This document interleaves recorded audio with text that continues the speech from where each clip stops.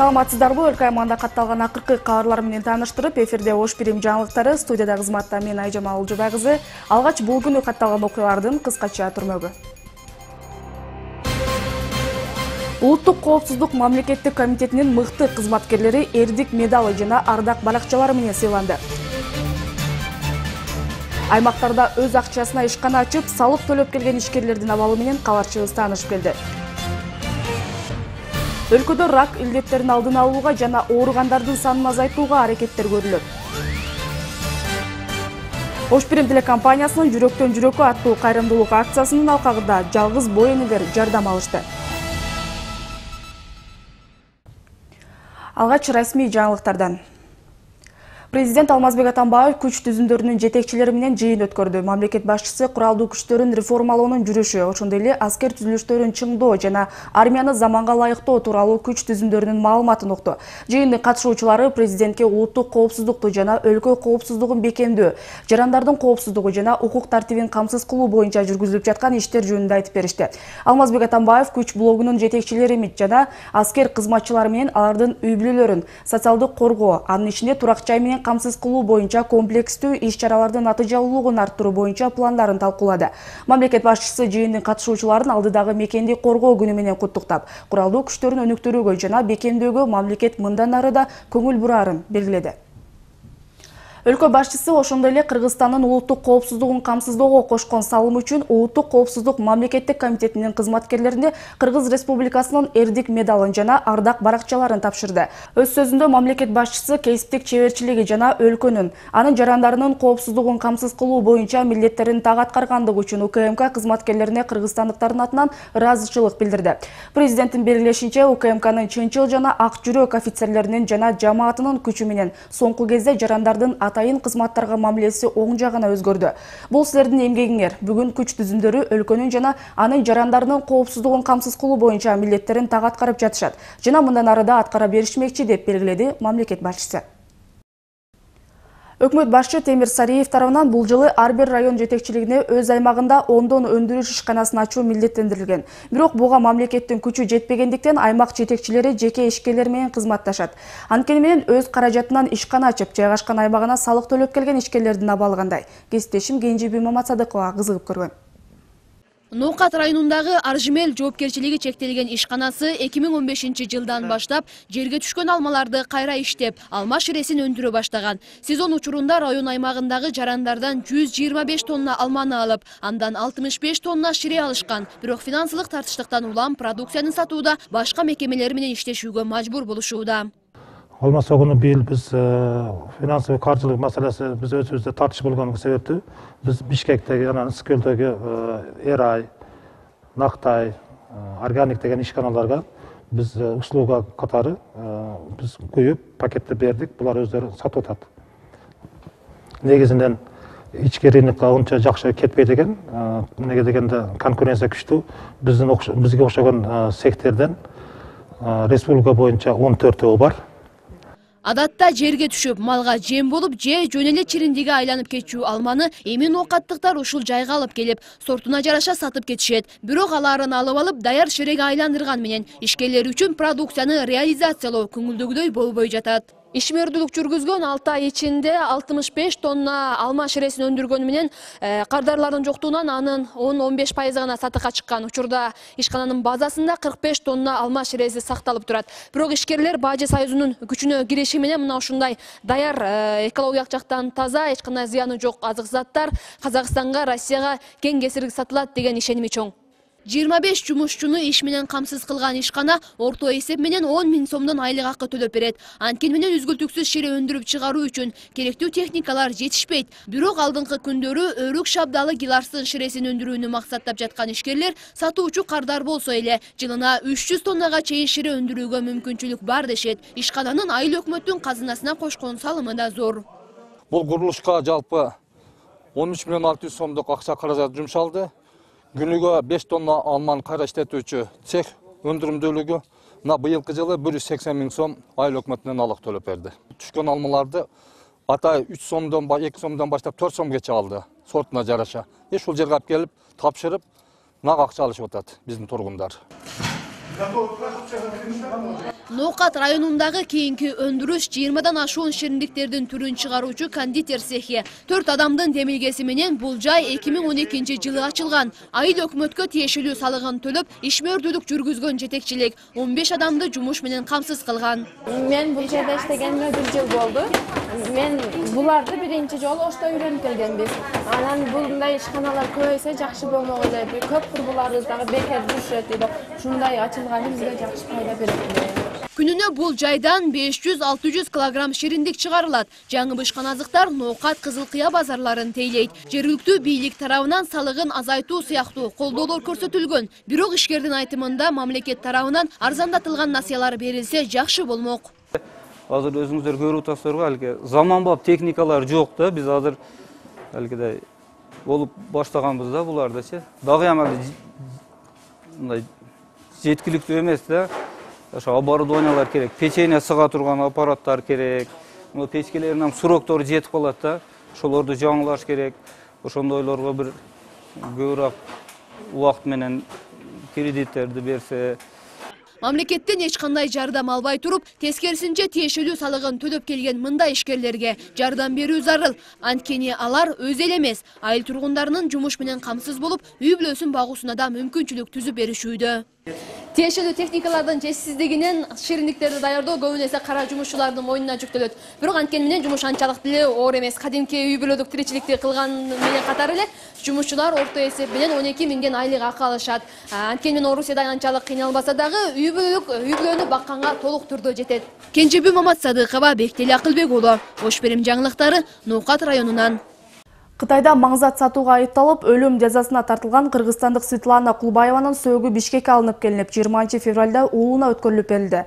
Бул тууралуу Тышкы иштер министрлигинен кабарлашты. Маркумду алып келүүгө өкмөт колдоо көрсөттү. Чүй облусунун тургуну Светлана Кулбаева 2010-жылы Кытайда 7 килограммдан ашуун маңзат менен кармалган. Ага өлүм жазасы өкүм кылынып, быйыл 4 февралда аткарылган.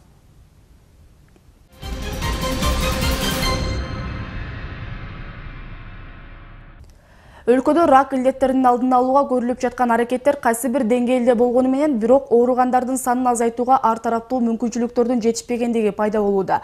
Анткени өлкө боюнча бир гана онкологиялык борбор болуп, ал жерде да ооруларды аныктоочу жабдыктардын жетишпегендиги көйгөй жаратып келет.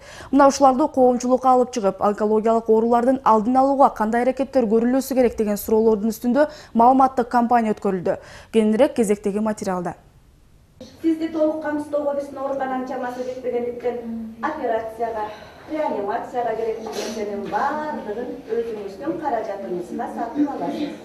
Эргенин коомдук фонду 2015 жылдын декабрь айынан тартып 2016 жылдын мартына чейин коррупциясыз ден соолукта болуу укугу аталышындагы улуттук маалыматтык кампания өткөрүүдө. Анын негизги максаты онкологиялык борборлорунда сапаттуу медициналык кызмат алуу укугу тууралуу калктын маалыматын жогорулатуу болуп саналат. Ал эми бүгүнкү уюштурулган иш-чара Алгач каладагы номер 1 үй бүлөлүк медицина борборунда болуп, театр артисттердин катышуусу менен онкологиялык ооруга чалдыккан оорулардын окуясы чагылдырылды. Сен жалгыз эмессиң аталышындагы театралдык көрүнүш онкологиялык оорулардын алдын алуу, анда кемчиликтер жана жетишпестиктерди көрсөтүү негизги максат болгон. Учурдун көйгөйү болуп жаткан онкологиялык ооруларды дарылоо, аларды текшерүүгө алуу жагы өлкөбүздө жакшы эместиги баарыбызга маалым. Мына ушунун алдын алууга саламаттык сактоо министрлиги гана эмес, жалпы эле коомчулук аракет көрүүсү керек дейт дарыгерлер. Чынын айтканда, өзү республикада бир эле онкологиялык борборубуз бар. Бардык татаал операциялар ошондой эле баягы нурдантуу жолдор ошол жакта да. Биз ушул мына Эрдене коомдук фондун атайын ошо биргеликте уюштуруп атабыз. Эми мына Ош шаарынын онкологиялык борборундагы жогорулатыш керек да мүмкүнчүлүгүн. Себеби элдин баарын Бишкекке жөнөтө албайбыз да. Оорукчаны көп, бирок аларды дарылоого чамалары жетпей жаткан ден соолук сакчылары медицинанын бул тармагын жакшыртуу үчүн болгон аракеттерин жумшап жатышкандыгын айтат. Ал эми рак ооруларынын биринчи баскычтагыларын айыктырууга мүмкүнчүлүк бар экендигин билдирип, тилекке каршы жарандар оорулары өтүшүп кеткенден кийин карылып жатышкандыгын кошумчалашат. Мына ушундай маалыматтарды алгандан соң биздин кийинки кадам Оштогу облустар аралык онкология борборуна болду. Эскилиги жетип, эптөө эле ар жерине жамак салына берген бул мекемеде дээрлик шарт деген нерсенин өзү жок деп айтууга толук болот. Учурда оңго жетпеген бейтап дарыланып жаткан аталган жайды оңдоо үчүн аракеттер көрүлүп, бирок жыйынтык али күнчө чыкпаганы көрүнүп турат. Мына мен турган зданияда азыр жаңы директорубуз айтып кеткендей эле өтө мурун курулган, 32-жылдайбы канчанчы жыл курулган. Ошо үстүндө тамчы өтөт. Анан кийин мына палаталарыбыздын кроваттар баягындай эмелер жетишпейт, мягкий инвентарь, твердый инвентарь дегендер жетишпейт да. Ошолорду биз ала албай атабыз көйгөйлөрдөн. Анан кийин постельный белье болсо жакшы болот эле. Анан кийин ошол баягы санузел деп коебуз, ошолор экинчи этажда болсо, установка болсо жакшы болот эле да. Ооруларды аныктоо керектелүүчү медициналык жабдыктардын жоктугу рак илдетине чалдыккан түштүк аймагындагы оорулардын биринчи көйгөйү болсо, экинчиси керектүү дары-дармектер менен мамлекет толук түрдө камсыздай албай жаткандыгында болууда. Ал эми мурда колунан келген кызматын көрсөтүп келген облустар аралык онкология борборундагы жабдыктар бүгүнкү күндө музей сыяктуу эле жарамсыз абалга кейиптирген. Биз онкологияга бери келгенибизге 40 жыл болду. Бу аппаратты экөө аяктан көп иштеген. Аяктан келип бердем иштеп 40 жылдар иштегенден кийин аппаратты эке коям. Мына осы кабеллери, стакан, башка запчастары иштебей иштен чыккан. Муну иштебей койгонуга уже 10 жыл болуп калды. Ошондон бери оорулар Бишкекке барат эле, энди барат азырап. Башка илажы жок, ошто территориясында бу облучат кыла турган оорулар кыйналып атат бизде. Мына ушундай медициналык жабдыктардын жоктугунан улам бейтаптар бүгүнкү күндө Бишкек шаарына барып текшерилип, же болсо коңшу Казакстандын онкология борборлоруна барып келүүгө муктаж. Ошонун негизинде мындай оорулардын саны күн санап өсүп жаткан убакта бул багатка мамлекеттик деңгээлде көңүл бөлүү зарылдыгы жаралууда. Абайнур Башибеков, Улукбек Нарматов, Ош Бирим жаңылыктары. Шаарыбыздагы жашылдандыруу жана көрктөндүрүү чарба комбинатынын кызматкерлери элдердин сунушун көңүл сыртында калтырбайт. Өткөн жылы Кооператив көчөсүнүн башталышына эгилген арчаларга жарандар жакшы пикирлерин билдирип, шаарыбызды көркүнө чыгарып турган арча көчөттөрүн отургузууну мындан арада улантуулусун суранышкан. Анын негизинде жана ишкананын 2016 жылга түзүлгөн планына ылайык бүгүнкү жашылдандыруу иштери колго алынган. Жалпы 100 000 түптөн ашык дарак жана бадал көчөттөрү эгилүүсү пландалууда. Алардын ичинен 240 даана арча көчөтү Кооператив көчөсүнө отургузулуп, көрктөндүрүүгө ишкананын 30дан ашуун кызматкери тартылды. Булар 7-8 жылдык көчөттөр. Бул көчөттөр адам караганына баалуу. Былтыр биз ушул Кооператив көчөсүнүн ылдый жагында пожарныйдын өдө жагына эктик эле, эгип көрдүк эле кандай болот экен деп. Аябай жакшы болду. Астына газон чөп эктик эле. Элдерге аябай жакты. Ошол элдердин суроосу менен ушул неме улантылып кетет. Ош Бирим телерадио компаниясы жүрөктөн жүрөккө аттуу кайрымдуулук акциясын улантууда. Примовтор фондунун колдоосу алдында өткөрүлүп жаткан мындай саамалыктан шаар жашоочулары гана эмес, эл тургундары да ар түрдүү жардамдарды алышты. Элдин бүтүндөй жашоо турмушун оңдоп салуу кыйын, бирок алардын арасындагы муктаж мекендештерибиздин утурумдук кыйынчылыктарын колдон алып турууда чоң эрдик. Кененирээк Абайнур Башибековдун материалында.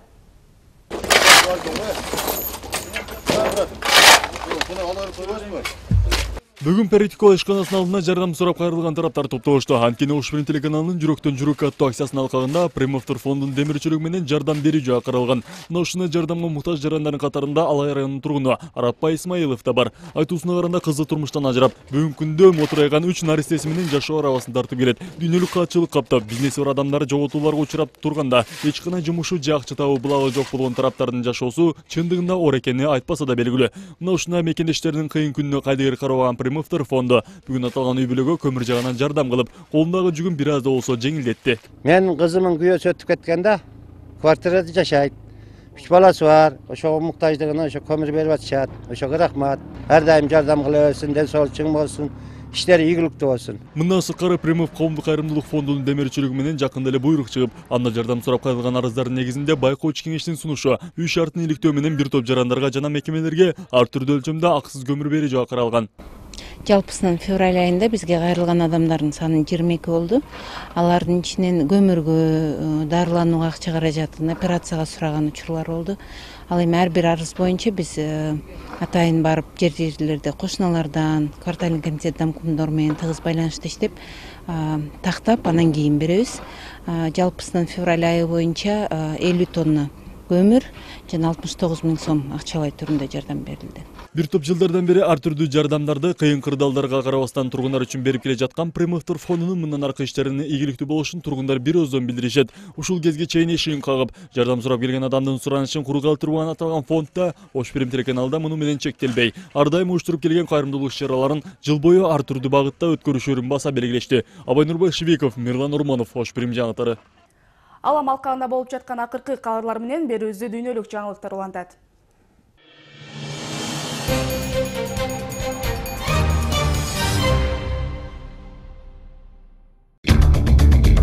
Сириядагы терактты уюштуруу жоопкерчилигин ИГИЛ тобу өзүнө алды. Кече Сириянын Дамаск жана Хомск шаарларында болгон жардыруудан набыт болгон адамдардын саны 150-гө чукул. Мамлекеттик жалпыга маалымдоо каражаттарын берген маалыматына ылайык, Дамасктын өзүнө эле 3 жардыруу болуп, анын кесепетине 87 адам каза болду, 180 жараланды. Ал эми Хомск шаарындагы жардыруудан 59 адам каза тапты. Мен үйүмдө тынч уктап жаткан кезде биринчи жардыруу болду. Анан мен тез жардам чакырып жаткан кезде экинчи бомба жарылган. Көрсө жанкечти денесине кадалган, каражатты жардырган экен. Дагы 5-6 мүнөттөн кийин башка жанкечти өзүн өзү жардырган дейт күбөлөрдүн бири. Теракт Сириядагы дипломатиялык сүйлөшүүлөр аркылуу тараптарды жараштырууга аракеттер көрүлүп жатканда болду. Россия жана АКШнын тышкы иштер министрлери Лавров жана Керри жекшембиде Сириядагы ок атууларды токтотуу боюнча телефон аркылуу сүйлөшүп, натыйжада тийиштүү сүйлөшүүлөрдү эки өлкөнүн президенттери жүргүзөт деген чечимге келген. Иорданияда иш сапары менен жүргөн Керри ок атуулар жакын арада токтотулушу мүмкүндүгүн айткан, бирок ИГИЛ тобунун позицияларына багытталган чабуулдар мындан ары да уланат деп эскертти ал. Бул арада Башар Асадтын армиясы согушчандар тарабынан басып алынган Пальмираны көздөй чабуулдарды улантып, Алеппо жана Дамаста радикалдар Туркиянын чек арасын көздөй сүрүлүп келатканы кабарланууда. Лондон мэри Борис Джонсон Улуу Британиянын Евро биримдиктин курамынан чыгуу демилгесин колдоду. Мен Евро биримдиктен чыгууну колдойм, анткени өлкөнүн жарандарынын акчасын сактап калып, көзөмөлдү кайтарып берүүнү каалайм, деди ал. Премьер Дэвид Кэмерон Джонсонду акылына келип сөзүн кайтарып алууга чакырды, бирок мэр чечимин өзгөртпөй турган белгиледи. 51 жаштагы Джонсондун пикири июндагы референдумга катыша турган миллиондогон британиялыктардын чечимине таасирин тийгизиши мүмкүн экенин РИА Новости белгилейт. Май айында Джонсон Лондон мэри кызматынан кетип, премьер-министрликке ат салышат. Көпчүлүк британиялык саясаттануучулардын пикиринде ал премьер кызматын ээлеши толук ыктымал. Натыйжада Улуу Британия өкмөтүндөгү 6 министр жарандарды Евро биримдиктин курамынан чыгууга үгүттөй турган жар салышты. Өнөктүктүн башында Улуу Британиянын лорд канцлери жана юстиция министри Майкл Гоуф турат. Боливияда көпчүлүк жарандар баш мыйзамга өзгөртүүлөрдү киргизүүнү колдободу. Ага ылайык Эво Моралес дагы бир президенттик мөөнөткө калышы керек эле. 2005-жылы бийлик башына келген Моралес 2 жолу 2009 жана 2014 жылдары президент кызматына кайра шайланган. Боливия жарандары референдумда учурда президент Эво Моралеске 2019 жылы 4-чү президенттик мөөнөткө дайындалышына жол ачкан демилгени колдободу. Бул тууралуу Боливиянын БШКсы 220 бюллетенди карап чыгып билдирген. Референдумга катышуу 87% түзүп, шайлоочулардын 63% каршы добуш берген. Эво Моралес президенттик кызматка келгенден бери бир топ өндүрүш ишканалар улутташтырылып кеткен. 2008 жылы Боливия өкмөтү эң ири газ компаниясын, 3 мунайзат өндүрүүчү ишкананы жана бир телекоммуникациялык компанияны улутташтырган. Фиджи аралында Уинстон тропикалык шамалы кеминде 10 адамдын өлүмүнө себепкер болду. Бир канчасы дайынсыз жоголду. Канча адам жабыркаганы жана канча турак жай кыйроого дуушар болгон азырынча айтуу кыйын, дейт Кызыл Чырым эл арал комитетинин кызматкери. Жаратылыш кырсыгына кубаттуулуктун эң жогорку деңгээли кыйгарылган. Шамалдын ылдамдыгы саатына 230 чакырымды түзгөн. Бийликтегилер жарандарды алдын ала эскертип, 750 эвакуациялык борбор жана башка калоочу жай ачылган. Фиджи менен эл аралык байланыш үзгүлтүккө учурады жана жакын арада кайра калууна келтирилиши күмөн.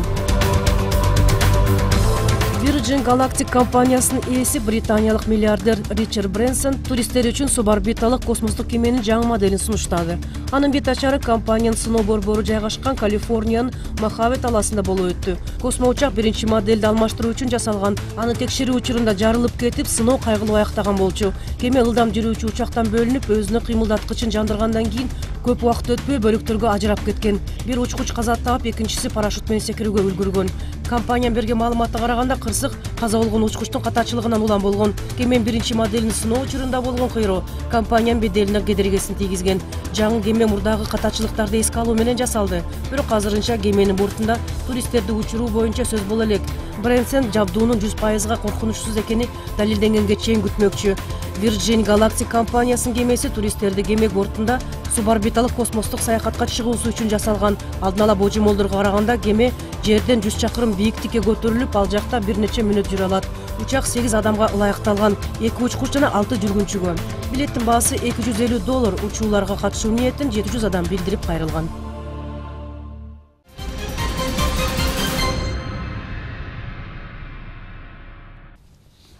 Мамлекетибиздин эгемендүүлүгүн камсыз кылууда Ош гарнизонунун аскер кызматкерлери өз салымдарын кошуп келет. Коомдук саясий абалды жана коомдук коопсуздукту сактоо жарандардын конституциялык укуктарын коргоо боюнча коюлган бардык тапшырмаларды абийирдүүлүк менен аткарышууда. Ошондуктан аскер бөлүктөрү туруктуулуктун жана ээр жүрөктүүлүктүн, башкысы тарбиялоонун мектеби болуп эсептелет. 36-806 аскер бөлүгүндө мекен сакчыларын бүгүн майрам менен куттуктоо аземи болуп өттү. Анда жоокерлерге өкмөттүн ыйгарым укуктуу өкүлүнүн куралдуу күчтөрүнүн генералдык штабынын түштүк батыш аймактык командачылыгынын башчысынын атынан жана Ош шаардык мэриясы тарабынан куттуктоолор айтылды. Урматтуу мекендештер, сиздерди баарыңыздарды бүгүнкү 23 февраль ата мекенди коргоочулардын күнү менен түштүк батыш регионалдык командачылыктын жана өзүмдүн атыман куттуктаймын. Сиздерге баарыңыздарга ден соолук, кажыбас кайрат, өлкөбүздө тынчтык болсун, ар дайым ушу патриоттук сезимдерибиз өчпөй, ар дайым уланып жүрө берсин. 23 февраль ата мекенди коргоочулар күнүнө карата Ошму мырзасы 2016 кароо сынагы болуп өттү. Жыл сайын уюштурулуп келген бул сынактын негизги максаты факультеттер аралык достукту чыңдоо жана студенттерге маданий массалык тарбия берүү менен жаштарды мекенчил болууга үндөө болуп саналат. Өткөрүлүп жаткан иш-чараны университеттин тарбия департаменти жана Ошмунун жаштар комитети биргеликте уюштурган. Сынакка ар кайсы факультетте билим алган студент мырзалар катышкан. Сынактын жүрүшүндө мырзалар ыр-бий менен кошо өздөрүнүн ар тараптуу өнөрлөрүн көрсөтүштү. Мындан сырткары сынакта мырзалар үчүн кыргыз элинин тарыхынан жана интеллектуалдык суроолор берилип, катышуучулар салмактуу темир көтөрүп күч сынашты. Сынактын жеңүүчүлөрүнө уюштуруучулар тарабынан сыйлыктар каралган. Мамлекет университетинин жаштарын, мырзаларын мекенчиликке тарбиялоо максатында өздөрүнө мындайча айтканда дем, дух берүү максатында ушундай нерсени өткөрүп жатабыз. Биздин мырзаларыбыз дайыма биздин ата мекенди коргогон, биздин Ош мамлекеттик университетинин Кыргызстандын желегин дайыма бийик көтөрүп жүргөн мырзалардан болсун деп ушул иш-чараны өткөрүп жатабыз. Кыргызстандык балбандар Бангкокто өткөн күрөш боюнча Азия чемпионатында 3 алтын, 2 күмүш, 5 коло байгенин ээси болушту. Мелдештер 17-21 февраль күндөрү өттү. Биргелешкен күрөш дүйнөсү уюмунун расмий сайтындагы маалыматка таянсак, грек-рим күрөшүнөн Каныбек Жолчубеков менен Жанарбек Кенжеев алтын медаль тагынышса, Мурат Рамонов күмүш байге алды. Руслан Сарев менен Үзүр Жусупбеков коло байгеге ээ болду. Кыз келиндер күрөшүнөн кыргызстандык 3 балбан кыз күч сынашууга чыгып, алардын арасынан Айсулуу Тыныбекова финалда Казакстандык Айым Абдилдинаны утуп, чемпион аталды. Эркин күрөштөн Магомед Мусаев финалга чыгып, ирандык Реза Махамед Али Язданиге жеңилип, күмүш байге алды. Ошондой эле эркин күрөшчүлөр Саякбай Усупов, Улукбек Жолдошбеков жана Аял Лазарев коло медалын тагынышты. Массалык маалымат каражаттарынын өкүлдөрү ортосунда спорттун волейбол түрү боюнча мелдеш болуп өттү. Ош шаардык мэриясы тарабынан ата мекенди коргоочулар күнүнүн утурлай кыздар арасында уюштурулган иш-чарага жергиликтүү каналдардан 5 команда катышты. Журналисттердин ынтымагын бекемдөө максатында уюштурулган мелдеште командалар маалымат үстүндө гана эмес, оюн талаасында да мыкты экендигин көрсөтүштү. Алгачкы ирет өткөрүлүп жаткан бул иш-чара мындан ары эстафета түрүндө жеңүүчү командага өткөрүлүп берилет. 23 февраль мекен коргоочулардын күнүнө карата деп аталган бул мындай фон, негизги максат ушул массалык маалымат каражаттарынын өкүлдөрүнүн ортосундагы мындай карым-катнаш, мамилелерди мындан ары чыңдоо, анан ошол аркылуу массалык маалымат каражаттарынын трибунасы аркылуу коомчулукка болуп аткан жаңылыктар, маалыматтарды тегиз бир жактуу, анан кийин мындай бир реалдуу маалымат жеткирүү максаты болуп эсептелет. Сиздер Ош Бирим жаңылыктары менен тааныштыңыздар. Бүгүнкү күндүн негизги жаңылыктары мына ушулар болду. Ал эми мен сиздер менен коштошом. Алдыда болсо ММКда эмнегеп жана эртеңки күндүн абарайы сиздерди күтөт. Кечиңиздер көңүлдүү улансын, аман туруңуздар.